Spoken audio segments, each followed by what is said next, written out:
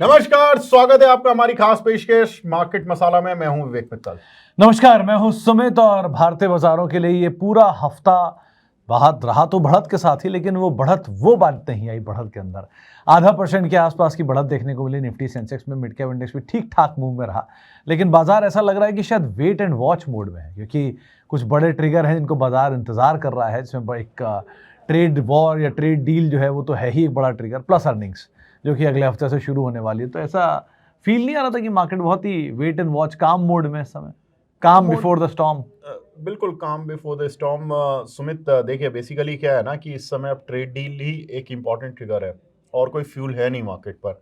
Earnings का जो fuel है वो इतना ज़्यादा मिलना नहीं है। आईटी वालों ने पहले ही बोल दिया कि भैया हमारी अर्निंग तो ऐसी ही बेकार आनी है।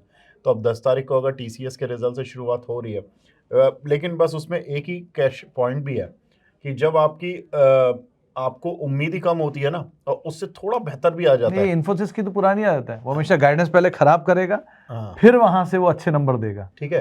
तो वही ऐसा कुछ इस बार शायद आईटी में हो रहा है। मुझे लग रहा है कि सरप्राइज मूवर के तौर पे यहाँ से आईटी इमर्ज हो सकता है। दूसरी चीज, आईटी के इमर्ज होने की दूसरी चीज और भी हो सकती है। 9 तारीख तक रेसिप्रोकल टैरिफ की बात आ रही है। उसमें अगर यूएस ने 3-4 बड़ी डील मार दी 9 तारीख से पहले, तो यूएस की इकोनॉमी में जो बूस्ट मंदी का आएगा। संकट है और वो सब दूर हो जाएगा। तो हमारी आईटी कंपनीज के लिए जो एक डिस्क्रिशनरी स्पेंडिंग जो वहाँ के पे जो बाकी बिजनेसमैन नहीं कर रहे हैं, वो करना शुरू कर देंगे। उनको क्लैरिटी मिल जाएगी। तो इंडियन आईटी कंपनी को भी स्पेंडिंग पर क्लैरिटी मिल जाएगी कि भाई हमें पूरा साल अब कितनी डील के साथ जीना है। तो वो थोड़ा सा क्लैरिटी मिलेगी। तो मुझे लगता है IT sector would be the key sector for next week. तो वो तो ऑलरेडी कुछ हद तक इस हफ्ते 1% चला भी आईटी। हाँ। लेकिन वैल्यू भी साउंड है, पहले कंपैरिजन में वैल्यू भी अच्छे दाम पे मिल ही रही है, और स्पेशली लार्ज कैप में। हाँ। तो ये हो सकता है अगर नंबर थोड़ा सा सपोर्ट कर देते हैं और यूएस की ट्रेड डील पहले होने लग जाती हैं, थोड़ी क्लैरिटी उसको लेकर आ जाती है, तो शायद यहाँ पर तेजी आते हुए दिखाई पड़े। इस हफ्ते सरप्राइज के तौर पर चला फार्मा, 1.5-2% ये सेक्टर चला। और एक डिस्कशन 2-3 हफ्ते पहले मित्तल और मेरा हो रहा था, ये मार्केट मसाला में भी हुआ था, कि बरसात जब पीक पर होने लगेगी तब पेंट चलेंगे, और इस बारी पेंट ही चले। अगर आप देखिए, एशियन पेंट नीचे से 15-20% रिकवर हो चुका है। बाकी पेंट कंपनियां भी चल रही हैं, सीमेंट चल रही हैं। सीमेंट में अल्ट्राटेक देखिए, जेके देखिए, डालमिया देखिए, अपने नए हाइस बना रहे हैं। सो मॉनसून पीक पर है और ये तीनों चलना शुरू हो गए हैं। तो पिछली बार जो गर्मी में हुआ एसी के साथ, वो अब हो रहा है सीमेंट और पेंट के साथ। बिल्कुल।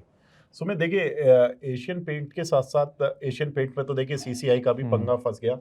उसके बाद भी उस दिन डे लो लगाया और उसके 2.5% ऊपर उसके बंद हुआ। बाद ऊपर बंद हुआ। एशियन पेंट में अच्छी चीज पता है क्या हो रही है? एक जो ये जेएसडब्ल्यू एक्सोनोबल वाली डील है, एक तो पहले ही पेंट सेक्टर में 6-7 प्लेयर थे। अब 3-4 प्लेयर बड़े आ गए कि भाई एक बिल्ड आ गया, एक जेएसडब्ल्यू आ गया, एशियन पेंट पहले से ही चल रहा है। स्ट्रीट में जो बज है वो ये है कि भाई ये जो छोटी छोटी पेंट कंपनियां हैं, सब merger में शालीमार रहेंगे। पेंट, ये सब कंसोलिडेशन में चली जाएंगी। और ये हो सकता है बिल्डा ओपस एक एक्विजिशन कर दे, एक एक्विजिशन कर दिया। जेएसडब्ल्यू ने कर ही दिया, एक Merger एशियन कर कर दे, दिया। तो बर्जर का मर्जर हो जाए किसी के साथ। तो ऐसी कुछ भी हो सकता है। तो ये सारी चीजें पेंट सेक्टर को थोड़ा मुझे लग रहा है बूस्ट देगी। यही और सीमेंट में भी हुआ है। सीमेंट में भी तो देखो ना, आप क्या भयानक अल्ट्राटेक कंसोलिडेशन ने पूरा आधा सीमेंट तो अल्ट्राटेक ने साफ कर दिया, आधा वो अदानी ले गया एसीसी अंबुजा के थ्रू। तो आप देखो क्या कंसोलिडेशन हुआ है। तो ये एक बड़े प्लेयर छोटे प्लेयर को एक्वायर कर रहे हैं, सही दाम पर एक्वायर कर रहे हैं, जिसका इम्पैक्ट भी आप देख रहे हो कि छोटे प्लेयरों में तेजी आ भी रही है। लेकिन ये दोनों सेक्टर लाइमलाइट रहे पिछले पूरे हफ्ते में, और अनुमान है कि शायद ये अभी रहे मोमेंटम इनमें। नंबर से बहुत कुछ डिपेंड करेगा। बाकी एफएमसीजी भी लग रहा है क्या सरप्राइज मूवर होगा इस बार? एफएमसीजी तो देखिए, आप 3 चीजें देखो ना जो एफएमसीजी के लिए पॉजिटिव हुई हैं। एक, मॉनसून दिल्ली एनसीआर को छोड़ के, सेंट्रल पार्ट को छोड़कर ठीक ठाक ही चल रहा है। दूसरा, कंजम्पशन बूस्ट। कंजम्पशन बूस्ट 2-3 तरीके से आ रहा है। टैक्सेशन से हुआ है, तो बजट से चल रहा है। एक तो टैक्सेशन वाला चल रहा है, दूसरा जो आरबीआई ने दे दिया, तीसरा जो ये 1 लाख रुपए वाली जो गवर्नमेंट स्कीम लेकर आई है, एम्प्लॉय इंसेंटिव स्कीम, ये बहुत बड़ा है। प्लस पे कमीशंस का हाइक। पे कमीशंस का हाइक। तो ये जो सितंबर अक्टूबर तक जो एक कंजम्पशन का बूस्ट गवर्नमेंट प्लान कर रही है ना, दे रही है, वो बहुत जबरदस्त चलने वाला है। 1 अगस्त से ये स्कीम शुरू हो जाएगी, एम्प्लॉय इंसेंटिव स्कीम। इसमें 1 लाख रुपए तक अगर किसी की सैलरी है तो उसको 15,000 रुपए ईपीएफओ अकाउंट में उसके सरकार डाल देगी, और जो एम्प्लॉयर होगा उसको 3,000 रुपए महीना सरकार देगी। तो उससे क्या होगा कि नई नई नौकरियां निकलेंगी। आदमी आ रहा है, ठीक है, थोड़ा बहुत, अगर 1 लाख रुपए की सैलरी है सुमित, साल की भी सही, कुछ तो खर्च करेगा, इकोनॉमी में कुछ तो डालेगा, तो कंजम्पशन बूस्ट आना है। तो एफएमसीजी एक बढ़िया टेलविंड हो सकता है। इस सेक्टर पे भी नजर रखिएगा, वैसे ही बहुत बीट एंड डाउन है, तो इस सेक्टर में खोने की गुंजाइश बहुत कम है। पाने की गुंजाइश फिर भी बहुत है, लेकिन खोने की गुंजाइश कम है, तो उस हिसाब से आप इस पर नजर रखिएगा। लेकिन इसी का ही शायद इम्पैक्ट हमने कुछ हद तक हीरो मोटोकॉर्प पे भी देखा। ये हीरो मोटोकॉर्प इस हफ्ते का टॉप परफॉर्मर में से एक नाम आया। मैंने जिस दिन ये खबर आई थी उस दिन मैंने केवल 3 सेक्टर पूछे थे मैं अपने शो में बीच बाजार में। एक मैंने पूछा था कि ये बीच बाजार नाम किसने रखा है शो का? मैंने पूछा बीच बाजार में, खैर उसमें कभी और डिस्कशन करेंगे।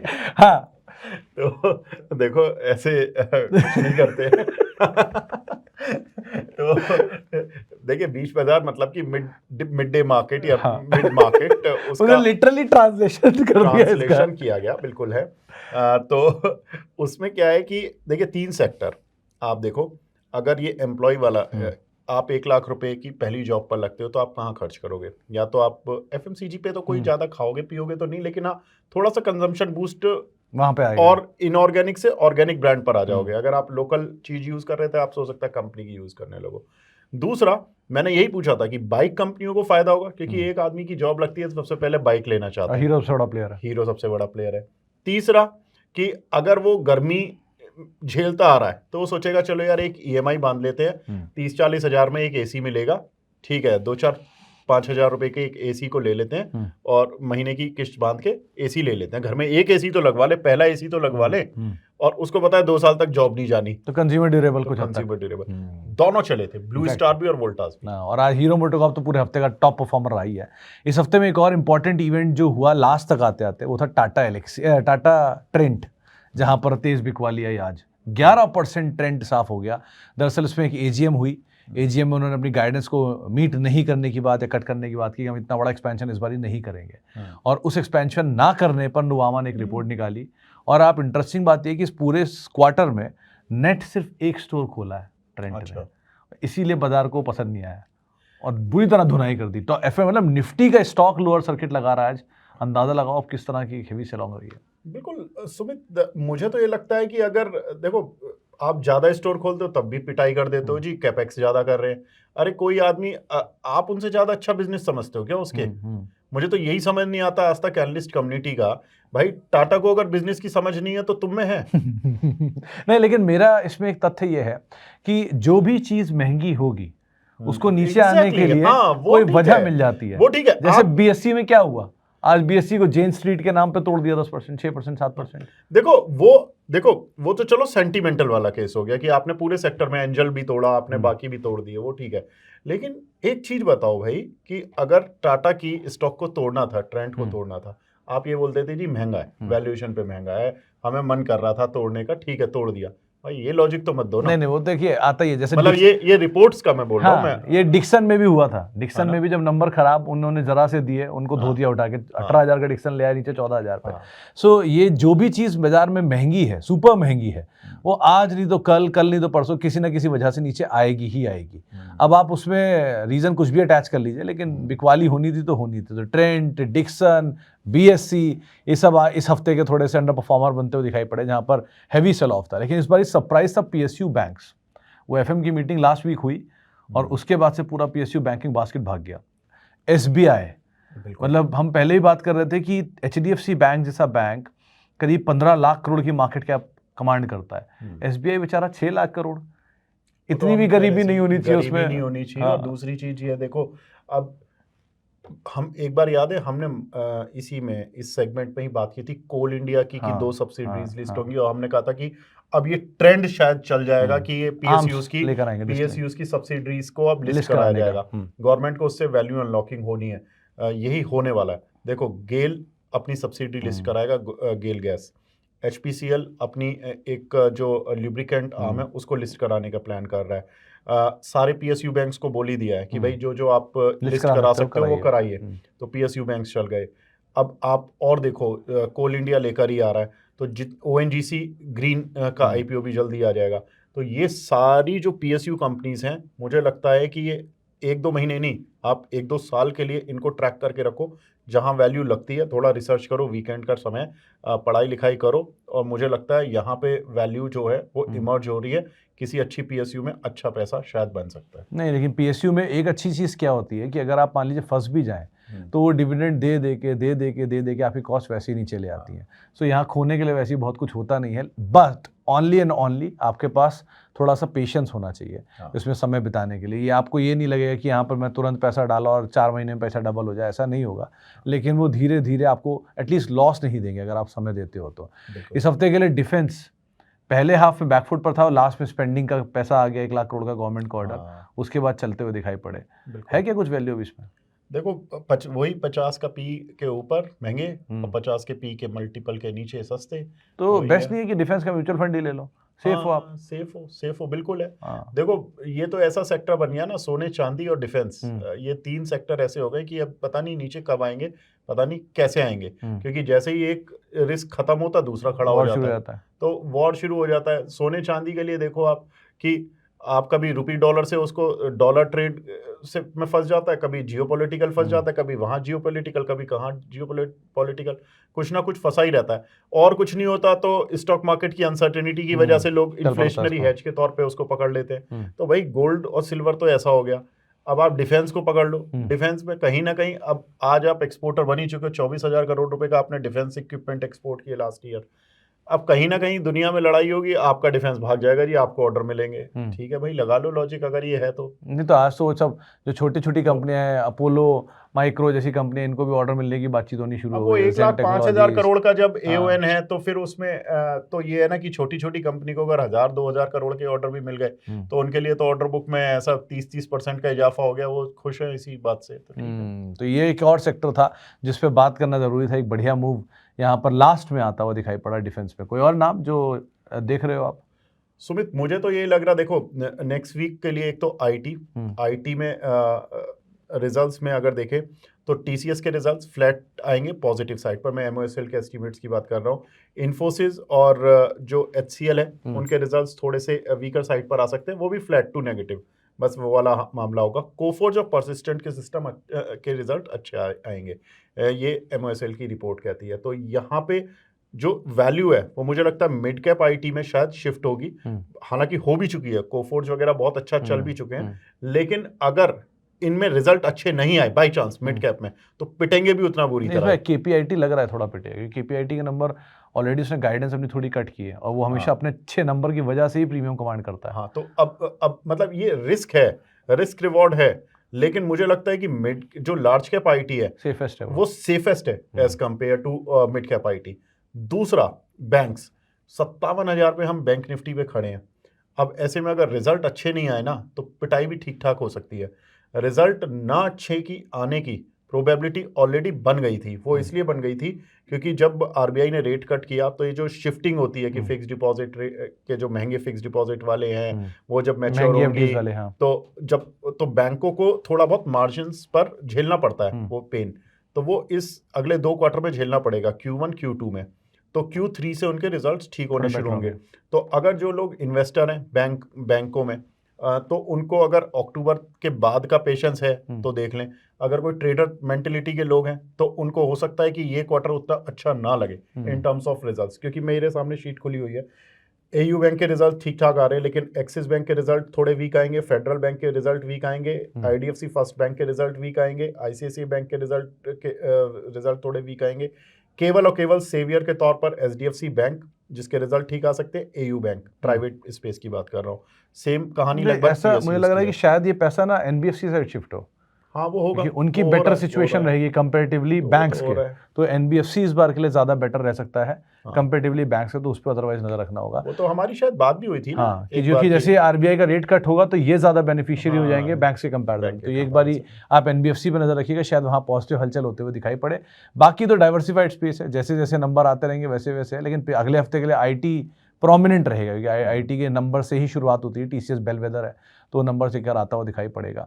एक लास्टली IPO मार्केट में HDB की लिस्टिंग इस बार ही हुई, जबरदस्त, 12,000 करोड़ रुपए का IPO, सब्सक्राइब भी बड़ा हुआ, लिस्ट भी प्रीमियम पे हुआ। लेकिन उसमें एक चीज है ना सुमित, 1200 रुपए पर जो ग्रे मार्केट में लोगों ने हाँ, उसमें पहुंचा बहुत दिया नुकसान था, हुआ, बहुत नुकसान उसमें तो हुआ। नुकसान हुआ। हम्म, लेकिन जो 700 रुपए पर, देखो इन्वेस्टमेंट बैंकर ने कुछ वैल्यूएशन तो करी होगी, 700 रुपए पे वो कर रहा है। जो 1200 तक ले गए, सारे भेड़ चाल वाले लोग थे या कुछ कैलकुलेशन लगाने वाले भी थे? नहीं देखिए, ग्रे मार्केट में तो भेड़ चाल ही ज़्यादा है कहीं। भेड़-चाल ज़्यादा है। एनएससी को नहीं, अभी एनएससी में भी देखो, आज बीएससी 6% फ्राइडे को टूटा। अगर यही खबर में एनएससी लिस्ट होता तो कम से कम 12 से 15% नीचे होता, क्योंकि ज़्यादा बड़ा मार्केट शेयर तो उसके पास था ना हाँ, एफ&ओ उसके का, पास है, बिल्कुल। तो वो टूटता। हाँ। अब वो ग्रे मार्केट में कितना टूटा किसी को नहीं पता। हाँ, तो अब एनएससी भी सेम ही कहानी करेगा, उसमें भी जब आईपीओ आएगा तो प्राइस ऐसे ही डिस्काउंट होके आएगा नीचे, और तब तक रिटेल निवेशक क्या लेके जा पाते हैं, क्या बचा पाते हैं, डिपेंड करता है। इसलिए आपको अगर ट्रेड करना है तो पहले उनको ट्रेड करिए जो बाजार में मौजूद है। सही बात भाव से ज्यादा जरूरी है लिक्विडिटी। सही इस चीज की इंपॉर्टेंस आप तब समझेंगे जब आप रोज ट्रेड करेंगे। सुमित, वैसे भी अगर आप 4000 5000 शेयरों में अपॉर्चुनिटी नहीं देख पा रहे, हाँ। आप उसके बाद इधर उधर जा रहे हो, ये देख रहे हो, बोले ये तो वो कुछ देख रहे वैसा हुआ कि मुझे 501 का लिफाफा मिला, 500 नहीं देख रहा हूँ मैं, एक लगा हुआ हूँ कि मेरा एक सिक्का वो लिफाफे से छूट जाए। 500 का नोट छोड़ दो, बात की बात है। तो ये वैसी कुछ सिचुएशन है वही वाली कि बात हम है। लोग के इतने सारे शेयर लिस्टेड, अगर आप उसमें मौके नहीं तलाश कर पा रहे हो तो आप कहाँ, एक शेयर जो अनलिस्टेड साइड पे उसमें आपको लग रहा है कि बहुत बड़ा बज़वर्ड बन जाएगा और बहुत बड़ा मल्टीबैगर बन जाएगा।